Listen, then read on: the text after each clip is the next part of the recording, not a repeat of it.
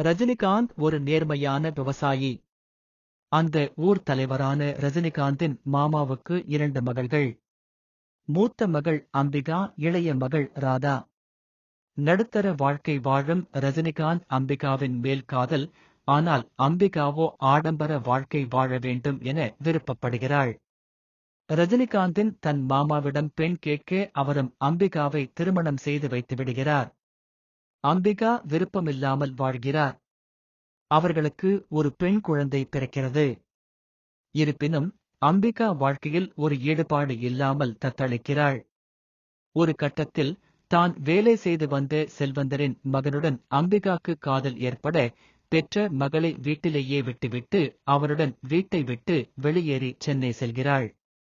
அம்பிகாவுக்குதான் செய்தது மிகவும் பெரிய தவறு என்ற மனக்குழப்பத்திலேயே அவளுக்கு உடல்நிலை சரியில்லாமல் போகிறது. அம்பிகா ஓடிப்போன விஷயம் ஊரில் அனைவருக்கும் தெரிந்துவிடுகிறது. ஊர் பஞ்சாயத்து அம்பிகாவை ஊரை விட்டு தள்ளி வைக்கிறது. ரஜினிகாந்த் மாமாவின் வற்புறுத்தலில் ராதாவை திருமணம் செய்து கொள்கிறார்.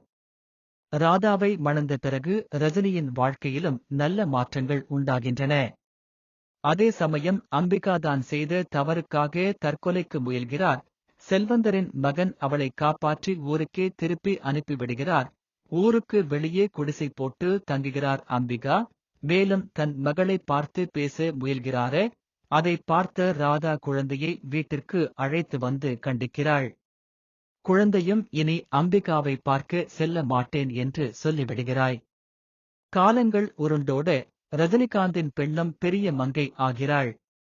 அம்பிகாவும் மிகவும் நோய்வாய்ப்படுகிறாள். அதைக் கேட்ட அம்பிகாவின் தாய் அவளை பார்க்கச் சொல்கிறார். அம்பிகா தன் தாயிடம்தான் இறப்பதற்குள் ரஜினிகாந்திடம் மன்னிப்பு கேட்க வேண்டும், வீட்டை விட்டு போனதை தவிர வேறு எந்த தவறும் செய்யவில்லை என கூறுகிறாள். அம்பிகாவின் தாயும் ரஜினிகாந்திடம் சொல்ல அவரும் சென்று அம்பிகாவை சந்திக்கிறார். ரஜினியின் காலில் விழுந்து பாவ மன்னிப்பு கேட்க ரஜினிகாந்த் அம்பிகாவின் தலையில் கை வைத்து மன்னித்து விட்டதாக சொல்ல அப்படியே அம்பிகாவின் உயிர் பிரிகிறது. ஊர் தலைவர்கள் அனாதை பிணம் என்று கருதி அடக்கம் செய்ய நினைக்க ரஜினிகாந்த் தானே சென்று கடைசி காரியங்கள் செய்கிறார். அதனால் ஊர் அவரையும் ஒதுக்கி வைக்கிறது. தன் மனைவியையும் மகளையும் அழைத்துக் கொண்டு அந்த ஊரை விட்டு செல்லப்பட படம் முடிகிறது.